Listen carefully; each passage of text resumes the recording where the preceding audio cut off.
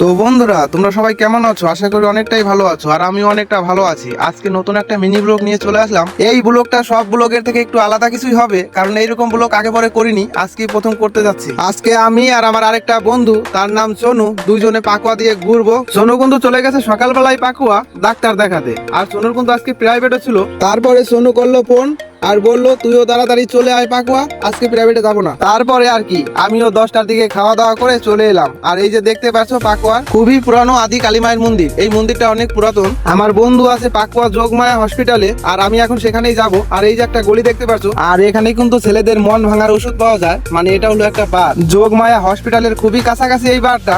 তোমার যদি ওই ওষুধে কাজ না করে তাহলে এই ওষুধটা খেতে পারো। তো দেখতে পাচ্ছ আমি কিন্তু যোগমায়া হসপিটালের ভিতরে ঢুকে গেছি, আর অলরেডি বন্ধু আছে ভিতরে। না না, আমার বন্ধুর কিন্তু আবার কিছু হয় নাই, এমনি একটা চেক আপ করতে এসেছিল, চেক আপটা হয়ে গেছে, এখন আমরা যাবো চলে। তোমরা আবার ভেবো না যে আমার বন্ধুর কিছু হয়েছে, তার কিছুই হয়নি, এমনি তার একটু সন্দেহ হয়েছিল, তার জন্য একটু চেক আপ করে নিল। তো দেখতে পাচ্ছ আমরা কিন্তু পাকুয়া বাজারের ভিতরে আবার চলে এসেছি। এখানে হালকা হতে গেলেও হালকা করে লাইন দিতে হয়, হালকা হয়ে চলে এলাম এখানে। এটা একটা হোটেল, আর এই হোটেলে কিন্তু মাংস ভাতটা খুব ভালো বানায়। তারপরে বসে গেলাম দুজনে খেতে, আমি আর সোনু। এদিকে সোনুর খিদে পেয়েছে অনেক, সকালবেলা যেহেতু ভাত খাইনি, আমি আবার সকালে হালকা করে খেয়ে এসেছি। আমার অতটাও খিদে নেই, যেহেতু সোনু খেতেছে তাই আমিও খাবো। তো দেখতে পাচ্ছ ভাত কিন্তু দিয়ে গেছে কাকা, আর এখানে কিন্তু মাংস ভাতটা খুব সুন্দর হয়। আমরা পাকুয়াতে আসলে এখান থেকে মাংস ভাত খাই। তো দেখতে পাচ্ছ এখানে কাকুটাকে টাকা দিয়ে আমরা এখন যাবো বাজারের ভিতরে বাজার করতে। আমার কিন্তু আবার ভালোই বাজার আছে, সোনুর আবার বেশি একটা বাজার নেই। তো আমরা প্রথমে যাবো বাজারের ভিতরে কাঁচা সবজিগুলো কিনতে। তো বন্ধুরা দেখতে পাচ্ছ আমরা কিন্তু কাঁচা সবজির বাজারে ঢুকে পড়েছি, আমি আর সোনু।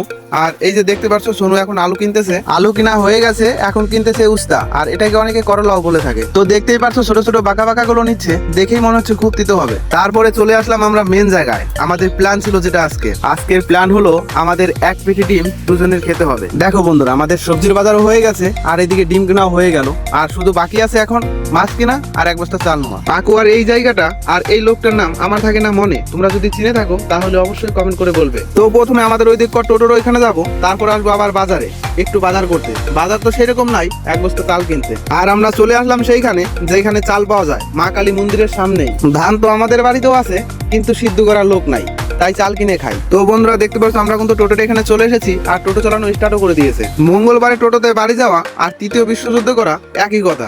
সারাদিন মাঠে কাজ করলেও এতটা কষ্ট হয় না যতটা কষ্ট হয় টোটোতে মঙ্গলবারে বাড়ি আসতে। টোটোর সিটে ভালো করে 2জন বসা যায় না, সেখানে 3জন বসে যেতে হয় পাকুয়া থেকে বাড়ি। পাকুয়া থেকে আমাদের বাড়ি 9-10 কিলোমিটার হবে। আর এই যে জায়গাটা দেখতে পাচ্ছ, এটা হলো সিমলার একটা বাজার, আর এখানে গঙ্গা জলও পাওয়া যায়। তোমরা অনেকেই বুঝে গেছো গঙ্গা জলের মানে কি। এখান থেকে প্রায় সবাই হালকা করে গঙ্গা জল খেয়ে তারপরে যায় বাড়ি, আর বাড়ি গিয়ে হালকা করে একটু অশান্তি করে হালকা করে খেয়ে তারপরে পরে শুয়ে। ফাইনালি আমরা চলে আসলাম আসলামপুর, আর দেখতে পাচ্ছ এটা একটা মা কালীর মন্দির, আর ওই পাশেই শ্মশান আছে। এখান দিয়ে রাতে অনেকে কিন্তু যাওয়া আসা করতে ভয়ও পায়। তো দেখতে পাচ্ছ আমরা কিন্তু আমাদের গ্রামে ঢুকে পড়েছি, আর এই যে সোনুদের বাড়ি চলে এসেছে, তাই সোনু নেমে পড়লো টোটো থেকে। আর এইদিকে সোনুর ডার্লিং সোনুর ব্যাগটা নিয়ে চলে গেল বাড়ি। তো বন্ধুরা দেখতে পাচ্ছ কোনা থেকে কিন্তু একটা ডিম পড়ে গেছিল, সেটা রেখেছিলাম হাতে, এখন সোনু গেল বাড়ি। নেক্সট ভিডিও আসবে খুব তাড়াতাড়ি। সবাই ভালো থেকো, সুস্থ থেকো।